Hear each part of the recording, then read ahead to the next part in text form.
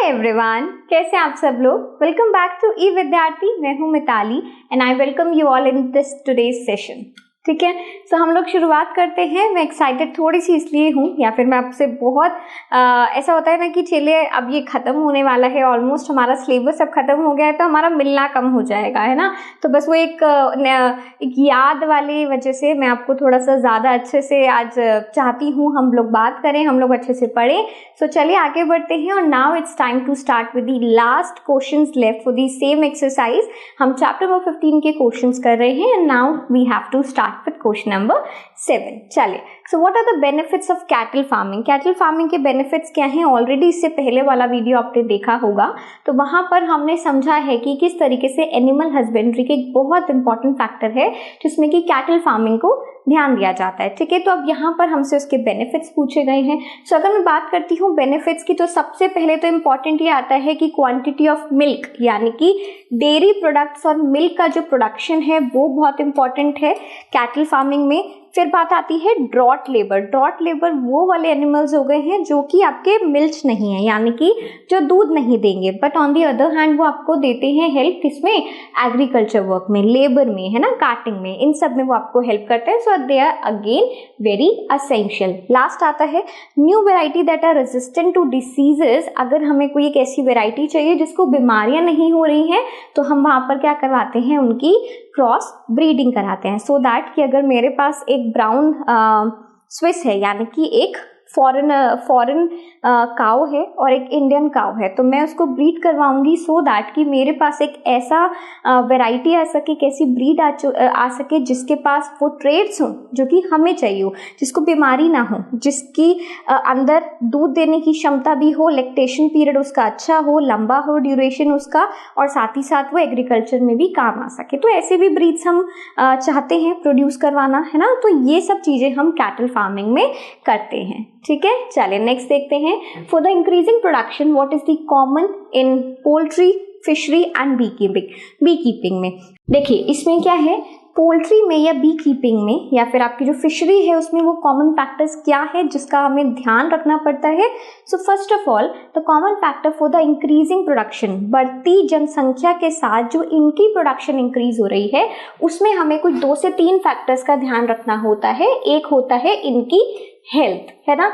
आप आंसर अपने आप पढ़ सकते हो, इसलिए मैं आपको यहाँ पर समझा देती हूँ। ठीक है, सो हेल्थ हो सकता है इनका जो सैनिटाइजेशन है, सैनिटेशन, यानी कि जिस स्पेस में ये रह रहे हैं वो साफ हो, क्लीनिंग हो, साथ ही साथ इनका मेंटेनेंस, है ना। आप इनको कैसे मेंटेन करते हो, कैसे आपस में इनका जो बिहेवियर है वो कैसा है। बिकॉज देखो जो कैरेक्टरिस्टिक, मैं बार बार ये बोलती हूँ, जो कैरेक्टरिस्टिक, जो नेचर या बिहेवियर इन एनिमल्स का रहता है आपने उनको काट के ही खाना है। सो ये सब चीज़ों का कहीं ना कहीं पर उनके कैरेक्टरिस्टिक्स में फ़र्क पड़ता है, उनकी मेंटेनेंस में, उनकी डिसीजेज में, उनकी हेल्थ में फ़र्क पड़ता है। ठीक है, साथ ही साथ अगर हम बात करते हैं इनका मैनेजमेंट, प्रॉपर मैनेजमेंट, आप इन्हें किस तरीके के फार्म्स में रख रहे हैं और कैसे आप इनको भेजते हैं कि आगे जाके, अब जैसे मान लो मैं चिकन की बात करती हूँ, तो चिकन हर जगह ट्रैवल करता है अलग अलग जगहों पे, तो किन कंडीशंस में आप उन्हें ट्रैवल करवा रहे हो, कैसी जगह है, वो साफ है नहीं है, किन लोगों तक आप उनको सेल कर रहे हो, है ना। तो ये सारा जो मैनेजमेंट है, प्रॉपर मैनेजमेंट, ये बहुत ज़रूरी है। इनका खान पान बहुत ज़रूरी है, रेगुलर क्लीनिंग हो गई, prevention and cure of diseases, यानी कि इनको डिसीजेज नहीं होनी चाहिए और अगर कोई डिसीजेज होती हैं तो उसको क्योर कैसे करें। So these are some of the common factors जो कि हमें बी कीपिंग में भी, फिशरीज में भी एंड पोल्ट्री में भी ध्यान रखनी है। ठीक है, चलिए नेक्स्ट मूव करते हैं। How do you differentiate between capture fishing and mariculture and aquaculture? तो यहाँ पर आपको जो लास्ट क्वेश्चन है वो हमारी फिश फार्मिंग पर है ऑल टुगेदर। ठीक है, इसमें आपसे सब कुछ उन्होंने पूछ लिया है कि भाई मैरीकल्चर हो गया, एक्वाकल्चर हो गया या फिर कैप्चर फिशिंग हो गई, तो इन सब में क्या डिफरेंस है।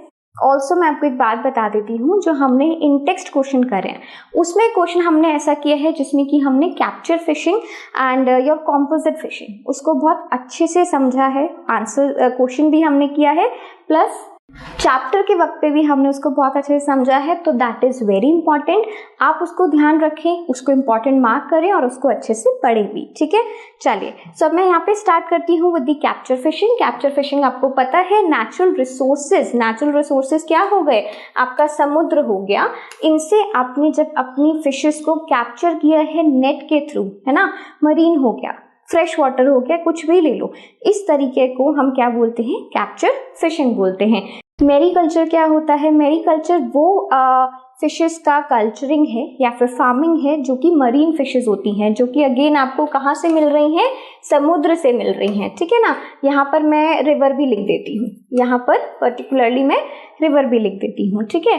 तो ये वो हो गई हैं जो कहाँ से, सी से आपको मिल रही हैं। अब इनको हम यूज कहाँ करते हैं, कमर्शियल, यानी कि इनको ज्यादातर बेचा जाता है for the different commercial purposes in the market, ठीक है। नेक्स्ट आता है एक्वाकल्चर। एक्वाकल्चर में क्या होता है, it involves the production of aquatic animals. Aquaculture का मतलब है नॉट सिर्फ फिशेस, है ना, सिर्फ फिश नहीं लेंगे, बट जितने भी सी फूड जिसको हम अपनी आम भाषा में कहते हैं, अलग अलग एक्वेटिक एनिमल्स जो हमारे पास होते हैं उनकी फार्मिंग करना, ठीक है ना। Why, because they have high economic value, जिसमें कि एक बहुत अच्छा एग्जाम्पल है ऑयस्टर्स, क्रैब्स, इनको यूज किया जाता है, इनके शेल्स को यूज किया जाता है, इनके अंदर से निकले हुए पर्ल्स को यूज किया जाता है ना। ऑयस्टर्स को तो आप जानते हैं। तो इसकी हाई इकोनॉमिक वैल्यू होने की वजह से हम क्या करते हैं, उसको एक्वाकल्चर कहते हैं। वहां पर प्रोडक्शन होती है प्रॉन्स की, लॉबस्टर्स की, फिशेस की, क्रैब्स की, ऑयस्टर्स भी मैं यहाँ पर लिख देती हूँ, ठीक है ना, एक्सेट्रा है, बट आपको पता होना चाहिए। सो बस यहाँ पर आज हमारा ये चैप्टर भी खत्म हो गया है। आई होप आप लोगों ने, मैं आपको स्पेस दे देती हूँ if you want to take the screenshot, but I hope आप लोगों ने अच्छे से समझा हो, पढ़ा हो, है ना, और आपको अच्छा भी लगा हो। सो मुझे ज़रूर बताएं कमेंट सेक्शन में। And all the very best guys. आगे बहुत सारे इस तरीके के चैप्टर्स या वीडियोस हमारे आते रहेंगे, बने रहेंगे, आपके साथ भी मैं जुड़ी रहूँगी। आपको कोई भी डाउट आता है तो आप मुझे बता सकते हैं, ठीक है। चलिए, आप स्क्रीनशॉट ले सकते हैं।